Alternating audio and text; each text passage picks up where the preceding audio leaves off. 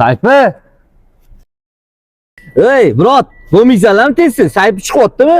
Men tayyorman, o'rtoq, Sayfi chiqsin, keyin ketamiz. Sayfi! Umuman vaqt ajratmaysiz, ko'chadan beri kelmaysiz, o'rtoqlarim Uyi notinchroq bo'ldi, menimcha. Chet el olib yuradi. Sizni mani hattoki olib ovqatlanishga ham olib bormaysiz. O'char chakagingni. Vallahi yaxshimisalar kutib qolmadinglarmi? Tinchlikmi uyingda? Baqir-chaqir ovozi eshitilyapti. Pravaga o'qit, mashina olib beryapti. O'zi 3 ming oylik ishlasa bo'ldi. Qanaqa qilib orttiramiz, to'g'rimi? Qanaqa qilib? Oldin 1,5 million topardim. To'g'rimi? 2 yil oldin. Uyimda xotirjamligim bor edi.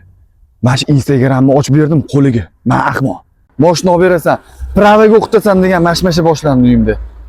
Xo'p. Men 3 million pul topib, oilamni boqaymi? Yoki pravaga o'qitib, xotinimga mashina olib beraymi? Ketdim ishga. Shu yerda xotirjamligimiz bor, vallahi. Adajon.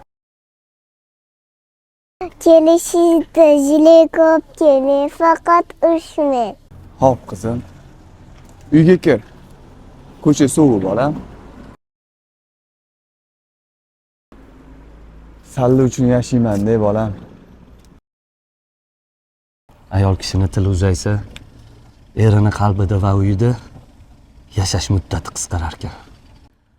Instagramda hamma baxtli ko'rinadi, ammo kamera ortidan jimgina yig'layotgan ayollar ham bor. Shuning uchun boshqani hayotiga havas emas, o'zingizni qadrlang. Baxt suratda emas, qalbda.